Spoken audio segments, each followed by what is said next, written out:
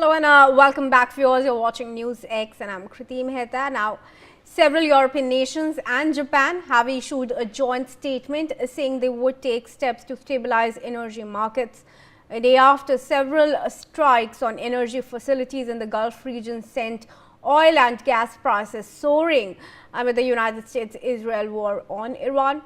The leaders of Britain, France, Germany, Italy, the Netherlands and Japan have issued a joint statement expressing their readiness to contribute to appropriate efforts to ensure safe passage through the Hormuz Strait. They did not specify what those efforts may entail, but urged for an immediate comprehensive moratorium on attacks on civilian infrastructure, including oil and gas installations. With that, let's take a look at some options before them. We move now to our plasma screens. European Union's options for a safe passage through the Strait of Hormuz, as you can see in the map here. Number one, diplomatic pressure and a condemnation to deter Iran. That's of course the first most and the easiest option that European nations have. That's a collective condemnation of Iran's retaliatory strikes. Option number two, support for international coalitions and preparatory planning. That is something that many experts are discussing about, whether the Gulf states or the European nations could form a coalition to specifically deter Iran and arrive at a peace plan. Option number three is the participation in naval escort and protection operations such as convoy escorts and presence patrol. This is crucial, especially given the fact that with the strikes on Iran by Israel and US combined, Iran's navy is more or less decimated. Option number four, contributions to maritime security missions, including monitoring, information sharing and demining support, which was Iran's Elysian plans, which was to lay mines through the Strait of Hormuz. Option number five, coordination to stabilize energy markets without direct force, of course, to prevent the obvious consequence of the war in the Middle East, which is adding to soaring prices of oil and gas. Option number six that European Union and nations could explore is backing UN-led or allied efforts for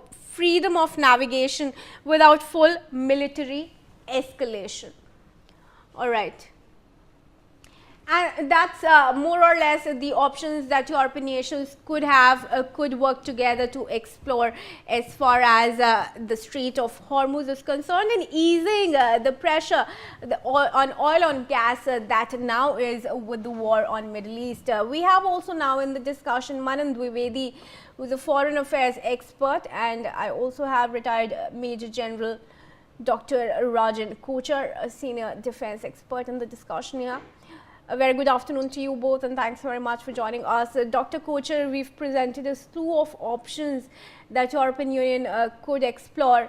No detailed plan has of course been stated by these countries, but what do you think could be the most plausible option that they could explore? You see this situation as it is developing now, Kriti, is that there is a likelihood that this war will end soon, and that is what an indication yesterday when President Trump was meeting the Japanese Prime Minister, and the conversation it was emanating from there. It emerged that possibly this war has reached its culmination point and likely to get over. Now, as far as the European Union is concerned, that is, they have another problem on hand, is the Ukraine-Russian war. And that Ukraine-Russian war, as things stand, Zelensky is not relenting, and most probably the United States is going to ease itself out from helping him to a great extent, because the US has committed a large number of finances, resources in this Middle East war, and I'm given to understand that to the extent of $30 billion have gone. Uh, uh, the expenditure so far has taken place, and and at the end of the day, a superpower spends so much of money, $30 billion, and what does it get in return? Because there has been hardly any tangible gain except for to some extent destruction of the capability of Iran and other things. So now, as things stand, as far as the European Union goes, uh, what is to be understood is that what stakes do they have in this war, and what kind of influence they can do, considering now uh, distancing or fractures within the NATO, because that kind of support which the NATO as well as the EU was getting from the United States in terms of an umbrella for its protection will not be there. And individually, if you look at all the countries of the European Union, they don't have that kind of a military force available with them to counter their threat. So, most plausibly, as you have rightly mentioned in your options, most plausibly they will have to get together.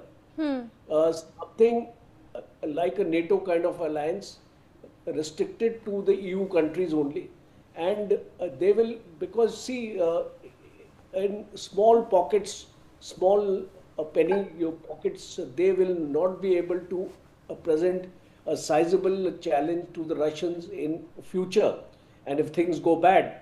So I think most likely they may form a kind of alliance, kind of a joint force with all the things, and they have already opened out their budgets.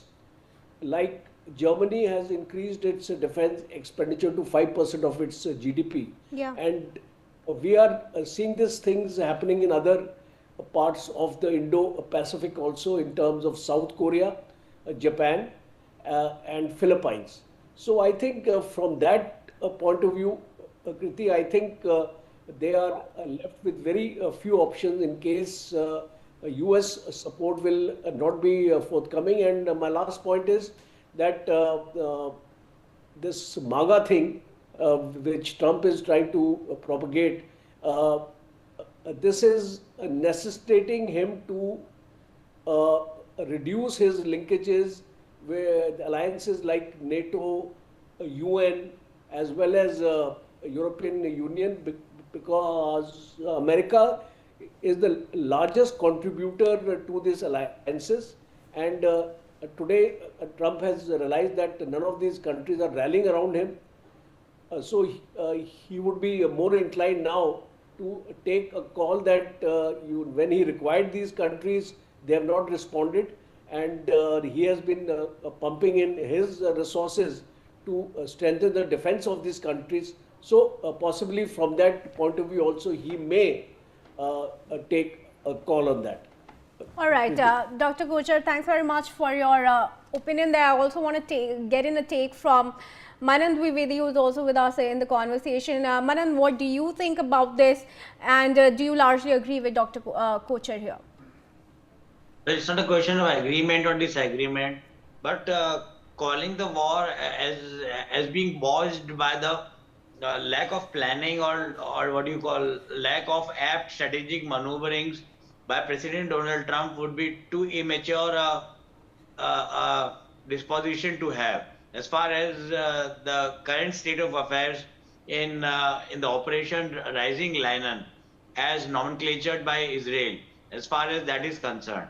Now, I personally feel that one of the things that the Americans have done appreciably well, the Israelis have also done appreciably well, is that they have been able to liquidate around 60 to 70%, going by the estimates of Brookings and other, the prestigious institutions. But, as far as the Strait of Hormuz is concerned, there needs to be a look into the small boats and very minuscule warships that are still left with Iran. they have to be destroyed or they need to be compromised.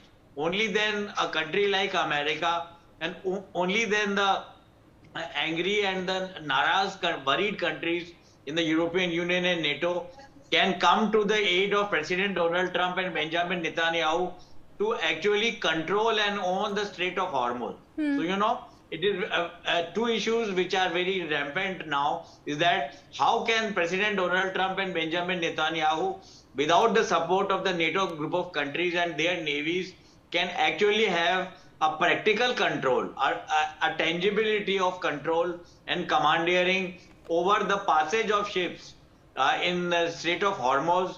And secondly, the disarmament thing, the non-proliferation and the nuke element also has to be rethought by President Donald Trump, wherein though they have recently once again bombarded Isfahan, but there might be several hidden mountainous facilities which are dealing with the centrifuge, which bear the centrifuge, and which are dealing with the the refinement and enriching of uranium.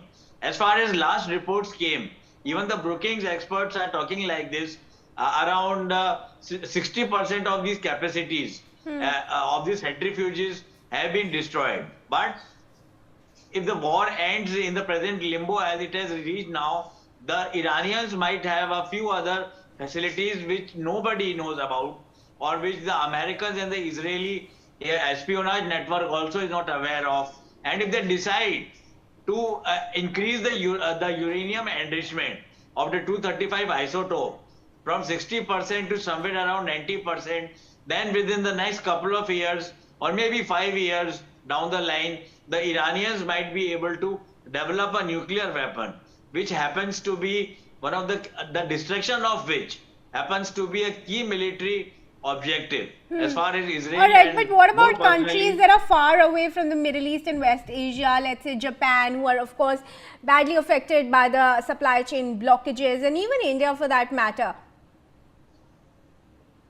I personally feel that India has diversified its energy kitty, because we cannot completely relegate to the back burner the nom de plume of energy security.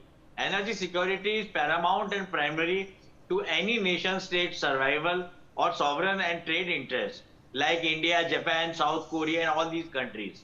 But if you look about the international opinion, the international public opinion, then Germany has declared very painfully for President Donald Trump that they are not going to support Israel anymore as far as the genocide charges which have been brought against Israel in the Gaza Strip at the International Court of Justice. And President Lula da Silva in Brazil, he has also gone on to break his silence and has said that it is a very concerning situation and finally a solution has to be found out. And whatever the Americans are doing, they are doing it very illegally and illegitimately, which definitely stands with the stereotypical and quintessential outlook of a communist leader, one of the few communist leaders who are led, and one of the states being Brazil that way. Now, as far as the energy situation is concerned, I think the Battle of Hormuz will decide a lot of things. In the sense, it is not a proper balanced battle or an equitable battle, because already, as reports are coming in from several prestigious international think tanks, most of the Navy warships of Iran have been destroyed. This is how we can look at it. But their boats and their drones, and to a very less extent now, that is the missiles, are still very much available. And I think one of the qualms that President Donald Trump has is that they do not want to send the American boots on ground, because they might come in the direct range of the Iranian firepower, though it has been dwindled 60 to 70 odd %. So how far can America resist the challenge of Iran and resist the shortcoming of the NATO and European powers is still in the womb of history. And I would like to take note of the developments as they come, where mere bravado and gung-ho and the shock and awe, that is an American characteristic in its foreign policy and diplomacy, that might not be enough, but cool clinical precision and pithy analysis by the military thinkers in US, that should have a one offense. That Yes. is how I look at the situation right now. All right, sure. Stay on with us, Manan Dwivedi and Dr. Kochar. Some more details and breaking news updates coming in. Now, as the UAE prepares to welcome Eid,